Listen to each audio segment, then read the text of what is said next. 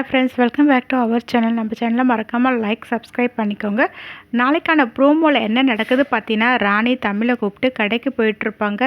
இதை பார்த்து ஸ்வேதா அவங்க அப்பா கிட்ட சொல்லிட்டு இருப்பாங்க, இந்த பொம்பளையை நம்ம சும்மாவே விடக்கூடாதுப்பா, முதல்ல இவ்வளோ இந்த வீட்டை விட்டு விரட்டி ஆகணும், அதுக்கு நான் சூப்பரான ஒரு ஐடியா பண்ணியிருக்கேன் அப்படின்வாங்க. என்ன பண்ணுற, தேவையில்லாமல் எதனா அவசரப்பட்டு பண்ணாதன்னு அறிவு சொல்லிட்டு இருப்பாங்க.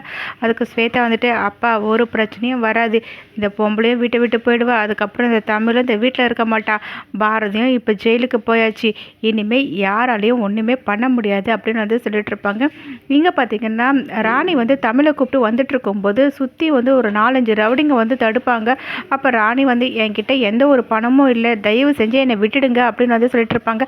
அதை கேட்ட ரவுடிங்க, நீ ஒன்றும் எனக்கு தேவையில்லை, ஒழுங்கு மரியாதையே இந்த குழந்தைய விட்டுட்டு இங்கேருந்து போயிடு அப்படின்னு வந்து சொல்லிட்டு இருப்பாங்க. தமிழும் ராணி கிட்ட, அக்கா தயவு செஞ்சு என்னை விட்டுட்டு போயிடாதீங்கக்கா அப்படின்னு வந்து சொல்லிட்டு இருப்பாங்க. ராணி பார்த்தீங்கன்னா அவங்க கையில் இருக்க பேக்கை போட்டுட்டு பக்கத்துலேயே ஒரு செங்கல் இருக்கும், அதை எடுத்து பார்த்தீங்கன்னா ரவுடிங்களை போட்டு செம்ம அடி அடிச்சிட்டு இருப்பாங்க.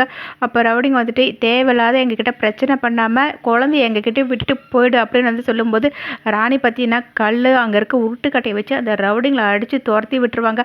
அதை பார்த்து தமிழ் வந்துட்டு, ரொம்ப தேங்க்ஸ்க்கா, ரொம்ப சூப்பராக சண்டை போட்டிங்க அப்படின்னு வந்து சொல்லிட்டு இருப்பாங்க. இப்படி இந்த ப்ரோமோ எண்ட் ஆகும். நெக்ஸ்ட் எபிசோட் என்ன நடக்கு தெரிஞ்சுக்க நம்ம சேனல் லைக் பண்ணுங்கள், ஷேர் பண்ணுங்கள், மறக்காமல் சப்ஸ்கிரைப் பண்ணிக்கோங்க. தேங்க்யூ.